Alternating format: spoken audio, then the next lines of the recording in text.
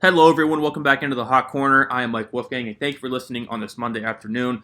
After last Monday's show, I was on vacation for the rest of the week, so that is reasoning for a lack of shows for you guys. We are back ready to go this week for a full slate.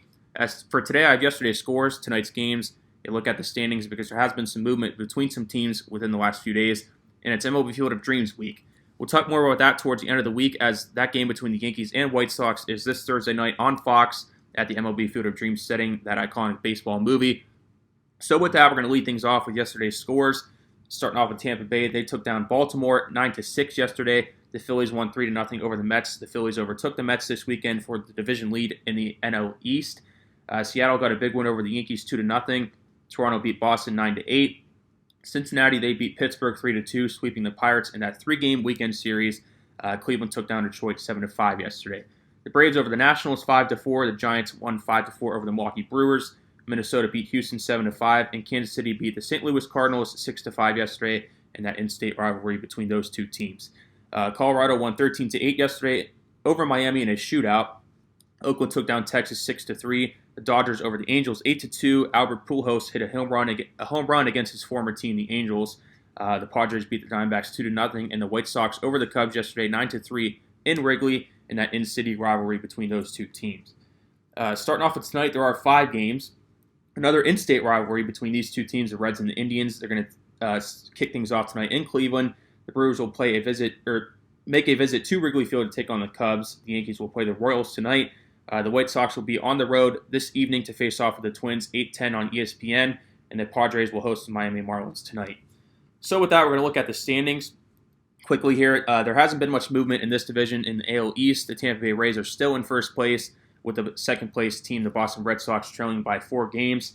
And the third place team, the Yankees, they're 6.5 games behind the Rays.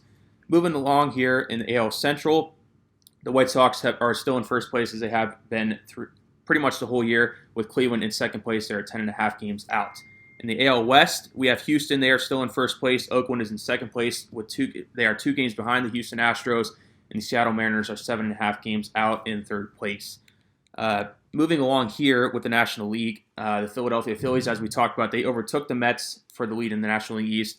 The Atlanta Braves are in second place, 2 games out, and the New York Mets are in third place, 2.5 games out. As I mentioned this time last week, they were in first place, so the Mets have been sliding a little bit as the Phillies overtake the lead in that division. Moving along in the NL Central, the Milwaukee Brewers, they remain in first place with the Cincinnati Reds 5 games out. And the St. Louis Cardinals still have a chance. They're 10.5 games out. Their chances will probably be more towards the wild card.